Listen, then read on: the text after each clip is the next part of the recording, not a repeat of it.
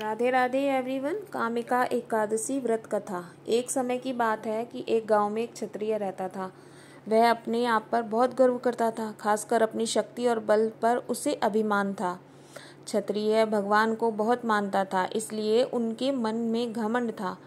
वह हर दिन भगवान विष्णु की पूजा करता, उनकी उपासना में लीन रहता। एक दिन वह अपनी महत्वपूर्ण कार्य के लिए घर से बाहर यात्रा पर निकला। रास्ते में उनकी मुलाकात एक ब्राह्मण से हो गई। दोनों में किसी बात को लेकर झगड़ा हो गया। झगड़ा इतना बढ़ गया कि हाथापाई तक पहुंची। क्षत्रिय बहुत बलवान था, इसलिए ब्राह्मण अपनी दुर्बलता के कारण क्षत्रिय के वार को सहन न कर पाया और वहीं गिर गया और उसकी मृत्यु हो गई। ब्राह्मण की मृत्यु से क्षत्रिय हक्का बक्का रह गया। उसे अपनी गलती का एहसास हुआ और वह बहुत पछताया। ये पूरी बात गांव में आग की तरह फैल गई। क्षत्रिय युवक ने गांव वालों से क्षमा याचना की और ब्राह्मण का अंतिम संस्कार खुद करने का वचन किया, लेकिन पंडितों ने अंतिम क्रिया में शामिल होने से इनकार कर दिया। तब उसने ज्ञानी पंडितों से अपने पाप को जानना चाहा, तो पंडितों ने उसे बताया कि उसे ब्रह्म हत्या दोष लग गया है, इसलिए हम अंतिम क्रिया के ब्राह्मण भोज में आपके घर भोजन नहीं कर सकते।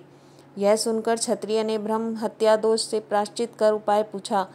तब पंडितों ने कहा, जब तक आप सावन मास के कृष्ण पक्ष की एकादशी की तिथि को विधि पूर्वक भगवान विष्णु की पूजा नहीं करता और ब्राह्मणों को भोजन नहीं कराता और दान दक्षिणा नहीं देता, तब तक वह ब्रह्म हत्या दोष से मुक्त नहीं हो सकता।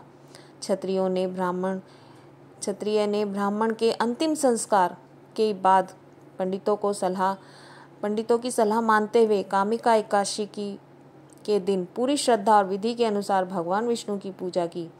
फिर उसे ब्राह्मणों को भोजन कराया और दान दक्षिणा भी दी। इस तरह भगवान विष्णु की कृपा से क्षत्रिय ब्रह्म हत्या दोष से मुक्त हो गया। भगवान कृष्ण बोले, युधिष्ठिर, कामिका एकादशी व्रत ये आपके लिए बहुत अच्छी है और आप इसका व्रत करें, तभी आप इसी दोष से मुक्त हो जाएंगे। राधे राधे एवरीवन। आपको मेरी कथा कैसी लगी कमेंट करके ज़रूर बताएं। राधे राधे।